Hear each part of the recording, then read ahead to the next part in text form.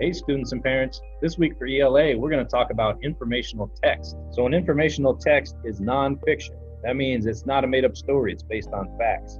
And when you're reading an informational text, we're going to go over some text features that are important to know to understand the informational text better. So the key thing for informational text is the text features. These are things the author includes to help the reader better understand what's being read. The very first thing off the bat is the title of the piece. What is the title? This pretty much shows the main idea of what's being said. If the informational text is a book or a textbook, in the very beginning, it's going to have an index. This will have, in alphabetical order, key names, terms, and events, and the page numbers of what's going to be in the textbook. Again, if this is a book or a textbook, it's going to have a glossary at the very end. This will be a bunch of key terms, again, listed in alphabetical order with their definition. With almost all informational text, whether that's a book, it could be a newspaper, a magazine article, or a journal article, there's going to be a lot of photographs and illustrations.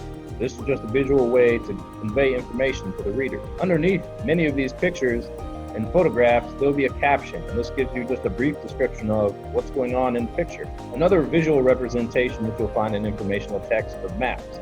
This could be something with geology or geography, or it could be a political map. There's many ways that a map can be utilized in informational text. Diagrams are something else you'll see a lot in informational text.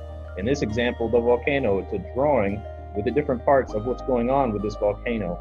So it's giving us a visual explanation of how a volcano works. You also might see tables. Tables take a bunch of different information and data and put it into a visual form so that we can understand what's going on in a small space. Another thing you might see in an informational text is a timeline.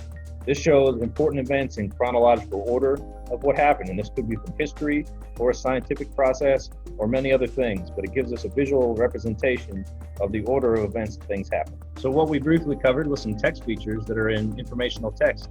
They give us, the reader, a better understanding of what's being said and what's going on in the piece. I'll be giving you some practice pages for you to work on for this standard, and if you would like any other information on this, let me know and I'll give that to you. Additionally, if you would like to Zoom and go over this lesson with me, definitely let me know and we can do that as well.